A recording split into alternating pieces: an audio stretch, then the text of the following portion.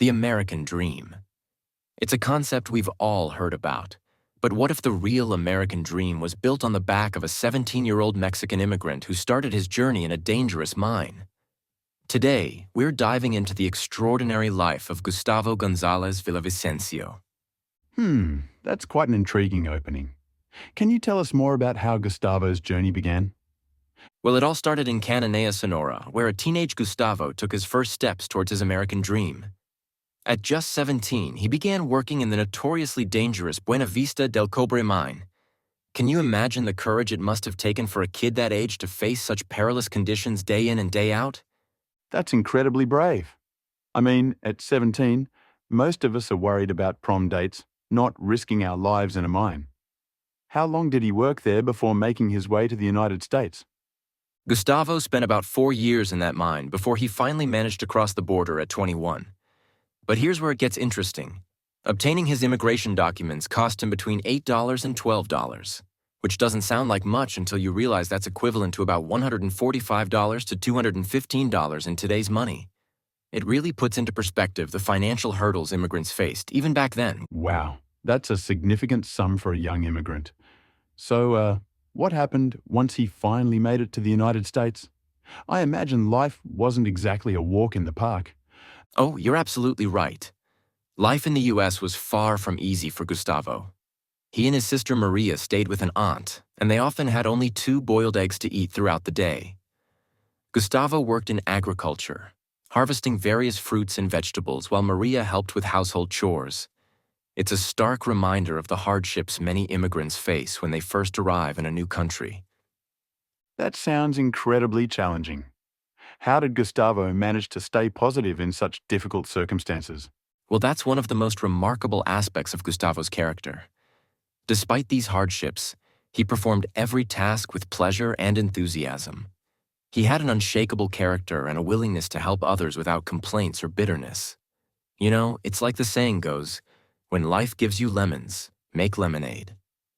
Gustavo didn't just make lemonade. He practically opened a lemonade stand with his positive attitude. That's truly admirable. It takes a special kind of person to maintain such a positive attitude in the face of adversity. Did this resilience serve him well later in life? Absolutely. His resilience and positive attitude were the foundation for everything that came after.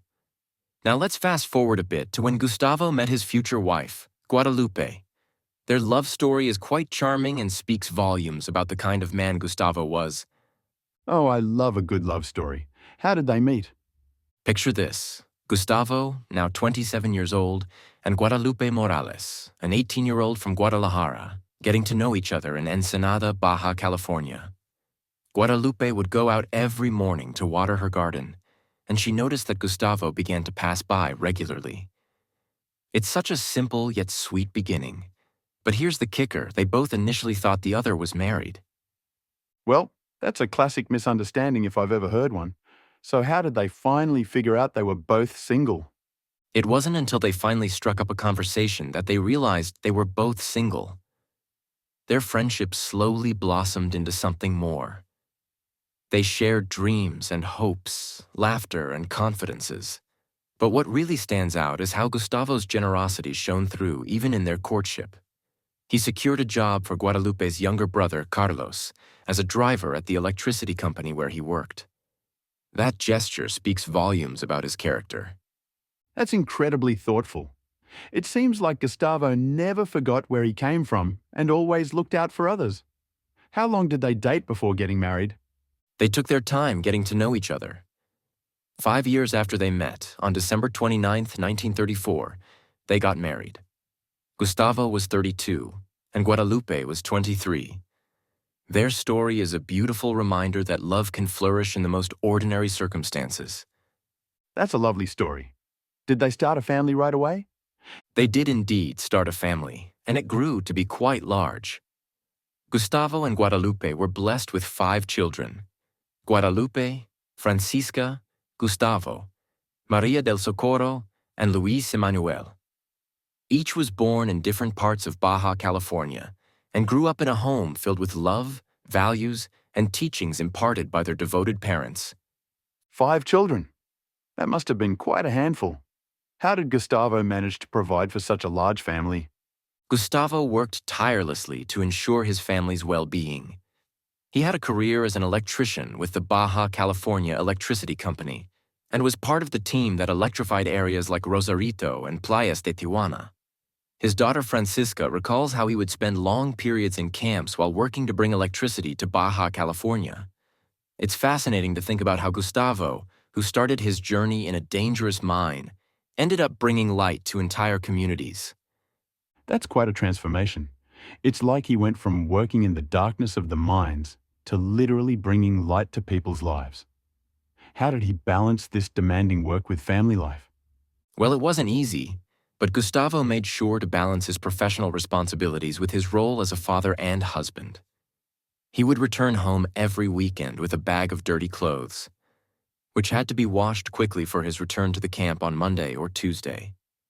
Despite the long hours and distance, Gustavo ensured he was present for his family, bringing not only laundry but also stories from his work and camaraderie with his colleagues.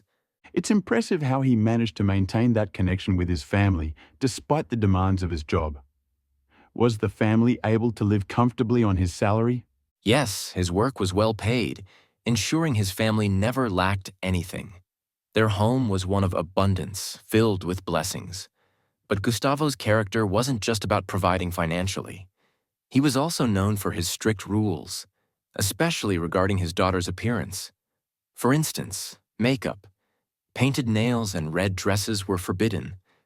This rigidity reflected his upbringing in a conservative era and his traditional values. That does sound quite strict. How did his daughters react to these rules? As you might expect, his daughters found these restrictions difficult to understand, especially as social norms were changing rapidly. However, it's important to note that behind his rigidity lay a deep love and concern for their well-being.